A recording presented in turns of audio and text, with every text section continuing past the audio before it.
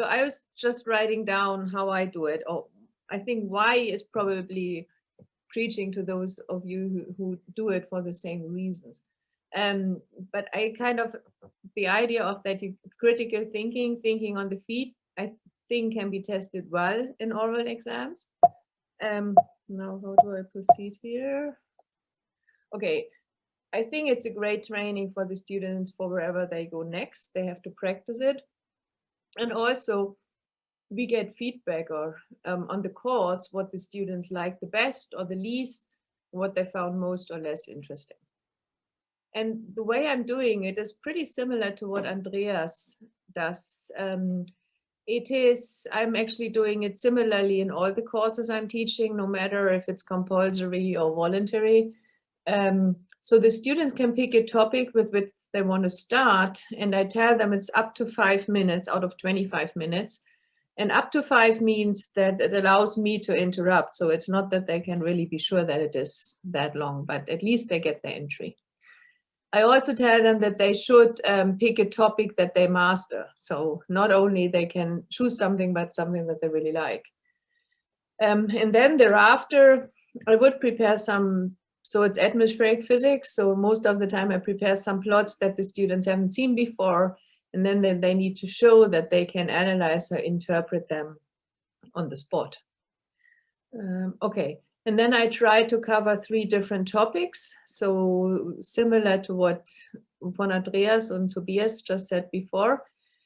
With the co-examiner, it depends on who my co-examiner is. If they are interested, if it's another lecturer, then for sure he or she will also ask questions. If it's a teaching assistant and they want to, I let them.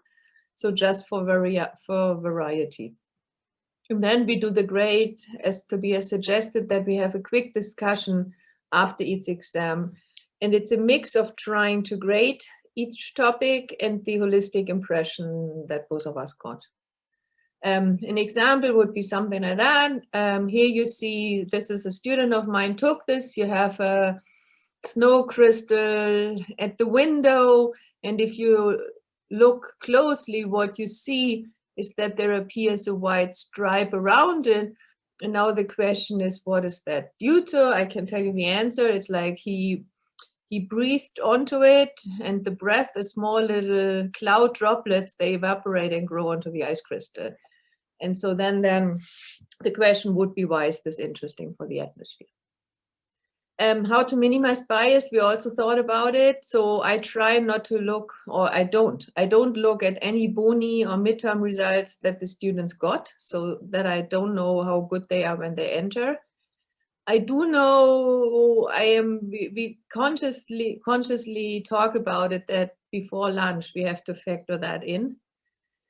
And yes, also what was just said, that the grade depends on what the previous student got. Gender bias, self-confidence, that is not necessarily meaning a better performance. And I do it a little differently from you, Andreas. We don't write the grades down, but I let the co-examiner suggest the grade first. Yeah, and then this is what I was also thinking about in the process of online versus in person.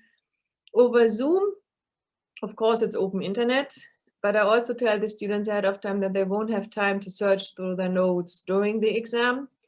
And then I prepare whiteboards and graphs that I want them to discuss in a WW app. In person, it's closed book, obviously, and then they draw on empty papers or prepared plots that we have. And so in conclusion, I think this is one of the only things that works equally well online as in person. That's the only thing when I have to, if I have to say what I would like to keep or what we could keep online when we go back to a post-COVID situation, I would say it's the oral exams. And that's all actually that I was going to say about it. Okay, thank you, Ulrike, for that nice presentation. We have time for a quick question. I see that Ralph has raised his hand already. Yeah, thanks, Ulrike. Great insights. you probably provoked that question. What could you say a couple of more words about the app that you're using? The AWW app, yes, I liked it a lot, but now it's going to be bought by Miro. So I have to, now you don't have to do that anymore. But this AWW, I got it from a previous Refresh teaching event. So your events are very useful. And there it was said, it turned out to be that was the app that worked best.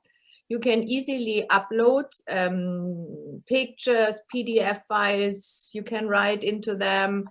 You can easily create a new page, and all of that worked very well. So I'm really sad that it's going to be taken over by Miro, but I know for the exams coming up in 2 weeks, AWW app is still available.